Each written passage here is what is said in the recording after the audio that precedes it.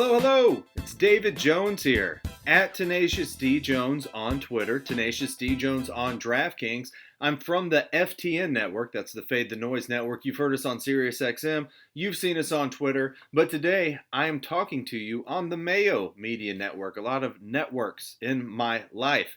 Talking to you specifically about the DraftKings Thursday Night Football Showdown slate. Let's try and take it home, guys and gals. I won the one on Thursday for a nice $36K. That was very, very good to my bankroll, and I want to do it again. Look, sometimes we get good games, sometimes we get bad games, a la the New Orleans Saints game, and that's what we're going to call it, the Saints game, because the Tampa Bay Buccaneers did not show up. Tom Brady made the worst interception I've ever seen out of his career. That was bad, but we're going to move forward. We're talking Indianapolis Colts and Tennessee Titans. Indy going to Tennessee in a game that means a lot for both of these teams. We've got the Titans favored by 2. The over-under in this game is 48.5 as of now. I'm recording this Wednesday morning. So, and by the way, please subscribe to this channel. Look, the Masters is tomorrow, or it's today, depending on when you are watching this show. There is a ton of Masters content that you need to absorb on the Mayo Media Network. The best tournament in golf, no doubt about it. I can't wait. It's a couple hours south of me. I wish I could go, but no patrons this year. Maybe in the spring I'll be able to go. I will have a new kid, so I doubt it. Anyways, let's talk about this game. Let's talk football. Let's talk about this football game. So the first thing that I noticed when I pull up the DraftKings pricing, of course, the captain is 1.5x of what the player would be in the flex position as far as price goes. The first 3 players are Tennessee guys. You've got Ryan Tannehill at $16,800. You've got Derrick Henry at $16,200. You've got A.J. Brown, stud, $15,600. The reason these players are all priced up, it's because their scoring average is higher than anyone on the Colts, especially Phillip Rivers, who's having a bad season for the most part, a couple games in there, but overall bad season. It's because all the usage funnels to these 3 Tennessee players. I mean, you can get Corey Davis in there some weeks, but it's Tannehill, it's Derrick Henry, it's A.J. Brown. The Colts know that if they want a chance to win this game, they're going to have to stuff the box with like 8 men to try and stop Derrick Henry, which would mean that Ryan Tannehill would have to get the pass game going. And if he gets the pass game going, that's going to mean that they're going to start, the Colts are going to start focusing on the pass more, and it might open up some lanes for Derrick Henry. Look, even if you're trying to focus on Derrick Henry and stopping him, it's damn near impossible. He's so good, he's so huge, but that's what the game plan should be for the Colts going in. So why do you care about this? Because we're trying to sort through all the mess. We're trying to figure out which captain that we want. The past couple of showdown slates, it's been a cheap wide receiver that goes off. You had Richie James go off for like 150 and a touch. The other night, you had Brashad Perryman, who I called on the FTN show as the captain, go off and win people a lot of money. So do we want to go that same route as picking a cheap wide receiver, or do we want to go someone with all the usage? I tend to think on this slate, I want to go someone with all the usage. So if you look at what Phillip Rivers does, he spreads the ball around. A couple games ago, he targeted 11 different people in the receiving game. When all those targets are going to everybody, it's hard for someone to get over 100 yards. It's hard for someone to get 2 touchdowns unless you just get super lucky. But with Ryan Tannehill, if you go back a couple games, he only spread it out to 5 people. I like when that usage is all together like that. I like it when you know where the ball is going to go. That's how we like to play these showdown slates, or how we're going to play this showdown slate, because every showdown slate's different.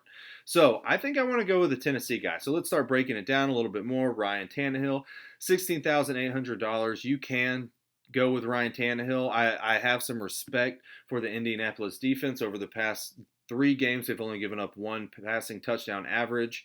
So that doesn't look great for Tannehill. And if you look at the Tennessee side, they've given up 2 passing touchdowns over the last 3 games, which looks better for Phillip Rivers. But I tend to think that Ryan Tannehill is a better quarterback than Phillip Rivers is this part in his career, and I think Tannehill can bounce back. You can put him in the captain spot if you want. I think you want Tannehill, Henry, or A.J. Brown. But if you have the salary, sure, you can go Tannehill. I think that's fine. He has a little bit of the rushing upside with his legs. Sometimes he has it, sometimes he doesn't. when the play breaks down, sometimes he can get you some yards on the ground. I think he's a pretty decent captain, so I am okay with that. Of course, if you have Tannehill at the captain, you're going to want to pair him with an A.J. Brown or a Corey Davis. I think I want one of those two, A.J. Brown or Corey Davis, on every single team. Derrick Henry, 16,200. We touched on it earlier. If you're looking for someone with upside, we all know that Derrick Henry has that. He has been a beast on the field, but as far as fantasy scoring goes, he's not on the winning lineup every single week. Last week against Chicago, he only got 6.8 points for I think a season low 68 yards. No, he had 57 in there too, but 68 yards on 21 attempts.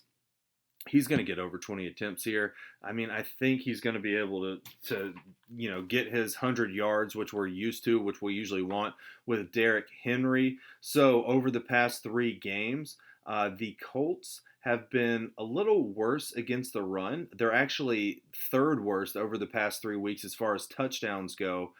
They've given up 1 rushing touchdown over the last 3 games, and that is tied for 3rd. Is that right? That can't be right. 1.7 touchdowns, over the last 3 games, which is tied for 3rd worst. So when you have a team giving up that many rushing touchdowns, going up arguably the best back or one of the best backs, Dalvin Cook is in there now in the NFL, then you have to consider the running back. I think Derrick Henry makes a lot of sense too. If you can find a way to get Tannehill, Henry, and A.J. Brown or Corey Davis all on the same team, you've got the whole Tennessee offense on your team. Throw in the kicker too if you want, but that's really what you're trying to do. It gets a little bit weirder when you want to get to these Colts guys because so many people are in the mix. If I didn't mention it, I'm not sure if I did. Adam Humphries might not be in this game. He's still in concussion protocol. We just have to wait for the news on that. I think he leans more towards doubtful, but I don't have a crystal ball. I'm not sure exactly if he's going to be in the game or not. A.J. Brown is an absolute stud, $15,600. I mean, this guy puts up 20 DraftKings points every week, except for 2 weeks he's gone over 20 against Chicago, which has a respectable pass defense, some would say. Put up 23.1 against Cincy, 12.4. Pitt, 30.3. Houston, 22.8. Buffalo 21.2. I could go on. He's an absolute freak show.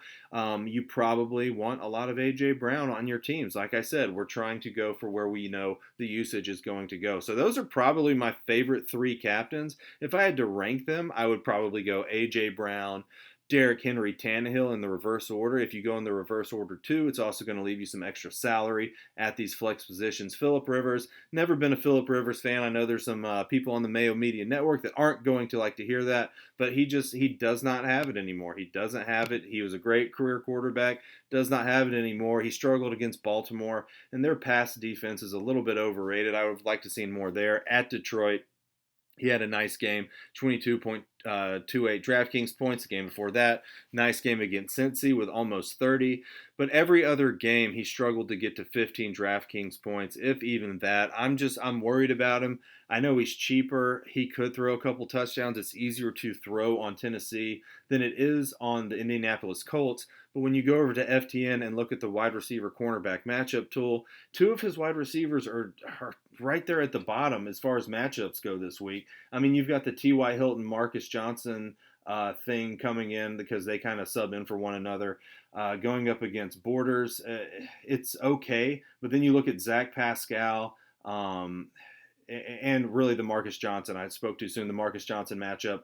They're ranked at 2 of the worst on the week, which didn't make a lot of sense to me because I was like, I know you can throw on Tennessee, but when you just go back and you look at the skill sets of what they're dealing with and you look at the volume of the ball that they're going to be getting, it comes in with 2 of the worst matchups on the slate. So I would be careful about using 2 of these guys, Zach Pascal, Marcus Johnson, or T.Y. Hilton, all in the same lineup. I think you just want to pick one. Unfortunately, T.Y. Hilton is coming towards the end of his career. He really took a hit this year. I expected more from him because he's always been such a great wide receiver, but now he's starting to get passed by guys like Pascal and I think Michael Pittman. So let's keep moving on down the price list here. I kind of got ahead of myself. Jonathan Taylor is next up at $13,200 going against Tennessee. I'm too worried about the timeshare in this backfield the past 2 weeks. Taylor has been out-touched by Wilkins. A lot of people didn't see that coming. People were so high on Jonathan Taylor. so high on Jonathan Taylor. Even though he wasn't the starter at the beginning of the year, I understand the skill set's good. He looked fantastic in college. But Marlon Mack was the starter. Then Jonathan Taylor got his shot. And now Jordan Wilkins is getting more touches than him. Jonathan Taylor kind of got pulled early because of a fumble, and I agree that he's got the better skill set than Jordan Wilkins. And I think for years to come, he's going to be the quarterback for the running back for the Colts. Certainly agree with that, but I'm worried about the timeshare. Jordan Wilkins, 11 touches to Jonathan Taylor, 6 if you're going with just handoffs, and then 20 the game before that to Jonathan Taylor's 11. So it's a little bit worrisome, but Jonathan Taylor is getting more chunk yardage on these plays. I think he's too expensive for me to play at the captain spot. People might gravitate to him because of the name, and they're waiting for the big breakout game, and this could be it, but I haven't seen enough yet to make me want to play him at the captain spot. He's okay at the flex, but you definitely don't want him and Wilkins on the same team. Wide receiver Corey Davis is up next, $11,700. He put up a goose egg last week, which, Corey Davis has been known to do that throughout his career. But before that, he was having a very, very good season. Double-digit fantasy points in every single game that he started. Some of these games were with A.J. Brown.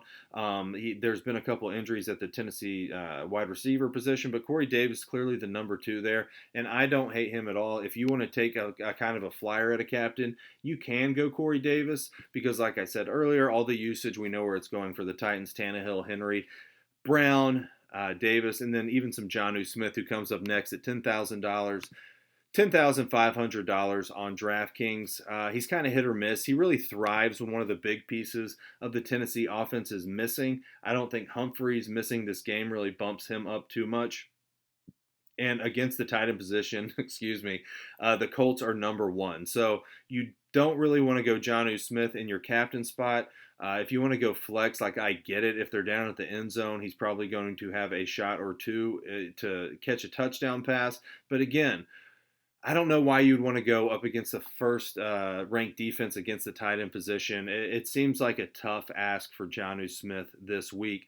Wide receiver Zach Pascal comes up next, $9,600 at the captain spot. I mentioned it earlier. Do not love his matchup against this game. In this game, even though Tennessee has been below average against the wide receiver, I'm just not liking all the volume. I'm not loving the price. Look, could he get there? Yes, it's a showdown slate. Stuff happens, but I can't recommend every single guy on this slate. I don't want probably more than 1 or 2 of these wide receivers. If you want to go Pascal with a salary, I get it. But I think I'd rather take a shot on another guy. Underneath him, you have Nyheim Hines, $9,300. Look, I'm going to just flip these over to the flex prices because I'm not going to probably be playing any of these guys at the captain. Zach Pascal, Nyheim Hines, $6,200. He had a good game 2 weeks ago. I think he came down with 2 touchdowns, 21.2 DraftKings points, but every game besides that, he's underneath that double-digit mark, essentially. Nyheim Hines is a guy that pops sometimes he doesn't. I wouldn't expect 2 touchdowns from him. I wouldn't expect a touchdown from him in this game. It could happen. Am I going to count on it? Probably not for that price at $6,200. And you want to, he's a bigger threat in the passing game than like a Jordan Wilkins or a Jonathan Taylor even. So if you think that Indy's going to be trailing and they're going to utilize Hines towards the end of the game, you can go that route. But I don't know. I'm not terribly high on him. If I have the salary, I'll try and fit him in, but not terribly high on him. Never really have been on Hines. Keep moving on down. Wide receiver T.Y. Hilton, $5,800. We know that he's coming towards the end of his career. He just cannot get it going. He's only had 1 good game for 69 nice yards. On DraftKings 3 weeks ago, 12.9 DraftKings points on 10 targets. He's just not catching the ball. Like, whether that's Phillip Rivers' accuracy, it is some of that, or it's not working out for T.Y. anymore. He caught 2 of his targets. He only got targeted twice, but caught 2 for only 9 yards last week against Detroit. Cincinnati, he got targeted 5 times. He only came down with 1 of them for 11 yards. I don't even think he's got a touchdown this season. He doesn't. He could have a big play, T.Y. Hilton, but man, it just looks like he's getting beat by these defensive backs. They're all over him. It's always been focused on T.Y., and now he can't beat the matchup. So take a shot on him if you want. Technically, Tennessee's ranked 28th against the pass, and I told you that they're giving up 1.7 touchdown passes to the wide receivers, but I also told you that I don't particularly like the matchup because I don't like where the volume's going, and T.Y. Hilton really hasn't given me anything to count on besides the name. At the tight end position for Indy, you have Trey Burton, who gets weird handoffs sometimes and crushes your fantasy life and your team because he goes off for 21.9 points. This was against Cincinnati. I'm still a little sour about that. He got 2 touchdowns that game, 1 through the air, 1 on the ground. Last week, Mo Alley-Cox had a better game at the tight end position. He only caught 1 ball on 4 targets for 6 yards. The week before that against Detroit, he caught 3 balls on 4 targets for 9 yards. I don't know. He could pop. He could not. I prefer Mo Alley-Cox, and hopefully they're not giving Trey Burton handoffs at the goal line when you have Wilkins, when you have Jonathan Taylor, when you have Hines right there. So take a shot. Yes, maybe. Do you want 2 tight ends? Would I play Burton and Mo Alley-Cox on the same team? Probably not. We have to keep an eye on Mo Alley-Cox, though. He is questionable for this game with a knee injury. He was limited on Tuesday, but I expect him to play, and he's really shown more upside for a cheaper price so far this season. Next up is Marcus Johnson, $5,200 at the flex position. He's going to get in. He's going to get some snaps. Who is it? Is it Johnson I'm thinking of? No, I prefer he's splitting a little bit of time with T.Y. Hilton. I prefer Michael Pittman, I think, on this offense, but Marcus Johnson, he's cheap enough to take a shot on. I mentioned it earlier. I don't love the matchup for Johnson, for Hilton, for Pascal. I prefer Pittman. You can take a shot on him. I'll rank these Colts wide receivers at the end of the show because I can't find myself really getting on any of them. Mo Alley-Cox touched on him, $4,800. Adam Humphries, watch the news. He's questionable. Michael Pittman. I think Michael Pittman could be in a spot here, Michael Pittman Jr., to break out. 7 targets last game against Baltimore, 9.6 points before that. He's just kind of hanging around in T.Y. Hilton territory with these fantasy points, but I think he has the best upside on this Colts team moving forward for years to come. And I think he's going to have a breakout game at some point this season, and it could be against Tennessee. We just need him to catch these passes. We need Rivers to accurately throw him the ball. He's $4,400. I mean, you can take a shot on him, feel pretty comfortable that he's going to catch a few, but he just needs to break a big one. I mean, that's how it goes. We're playing Showdown. We're playing football. He's only gotten over 50 yards once, but he's getting more ingrained in this Colts offense, by my opinion. He, week 8, week 9, Week 8 wasn't so good against Detroit at all, but none of the Colts did good against Detroit. Baltimore was better. I think you can take a shot on him. I don't know if confidence is the right word for playing him, but it's a showdown. You're going to have to get lucky with somebody. A la Richie James, a la Brashad Perryman. I think that's the guy I would take a shot on for the Indianapolis Colts. You've got the Colts defense coming up, $4,200. The price is a little higher than I'd like to see, but the Colts defense is a good defense. I'm not going to rag on the Colts defense. I mean, 5 against Baltimore, 15 against Detroit. That's why a lot of the receivers didn't have a great game because the defense had a good game. I mean, overall, they've been pretty good. But now they're going over to Tennessee. We know it's not a home game for them. And their last, at Detroit was an away game, 15. At Cleveland was an away game, obviously, because it's at Cleveland, 11 points. Chicago, 7. And at Jacksonville, 4. So they can get it done on the road, too. I have a feeling, I think I'd lean Tennessee wins this game. Tennessee's a better team, but the Colts have a better defense. So I don't know how much Tannehill doesn't turn over the ball that much. Henry's not going to fumble. I don't have a ton of interest in this Colts defense. If you want to get weird, you're making 10 lineups and want to put the Colts defense on one, go for it. The kickers are up next. You go. How do you predict kickers? I'm not going to sit here and act like I can predict a kicker, but sometimes you go with the team you think is going to win. Sometimes you go with a team that you think is going to get into the red zone and not be able to convert. In this case, I think that Tennessee is going to win, and I think that Tennessee is going to be in the red zone, and I think that there's a chance that Tennessee doesn't convert all of these red zone attempts, because why would they? The Colts defense is pretty good, which leans on the kicker, Gostkowski, who has been struggling somewhat, but I'm pretty sure he has his old holder back with him now, and I don't think that means anything unless you're a narrative guy and like to count on things that don't matter. And he has not been great this year, but he's going to be the guy kicking the ball for the Tennessee Titans, we're going to move down into this punt range. You've got guys like DeMichael Harris. In week 6, he got targeted. In week 9, he got targeted. When he's caught 100% of the balls thrown his way this year. That's interesting. Didn't realize that. 4 for 4 and 3 for 3. But he's not a guy that you can really count on getting a ton of volume. You've got Hilton, Pascal, Pittman, and Marcus Johnson are all in front of him. But Harris is a guy, if you want to take a deep shot on, you can take a deep shot on him. I wouldn't expect a much. You've got Ferkser at the tight end position, another tight end for the Tennessee Titans. He just kind of gets his, right? He doesn't go off. He doesn't do much. It's not a guy that I'm super interested in, especially when I was talking about, too, that the Colts are number 1 against the tight end. Don't have a ton of interest. A guy that I do have interest in for the Tennessee Titans is the wide receiver Khalif Raymond. I've recommended him on this show before, and if Humphries is out, he's a much better play because I believe he got a ton of snaps last game when Humphries was out. He didn't get any targets, though. So you're going to have to hope that he gets his targets in, but you've got A.J. Brown and Corey Davis to deal with. Corey Davis didn't get anything done either last week, though. Khalif Raymond is a guy that you can take a shot on. He has not been targeted over 4 times once this season. At the beginning of the season, he was getting more targets. He's only got 1 target out of the past 3 games. That's scary. That's not good, especially when Humphries is out. But he's a guy that you can take a deep punt on DraftKings. Now, I'm talking deep punt. Don't come back to me and say Khalif Raymond didn't work out. It's a guy that I'm taking a punt on because he's going to be on the field.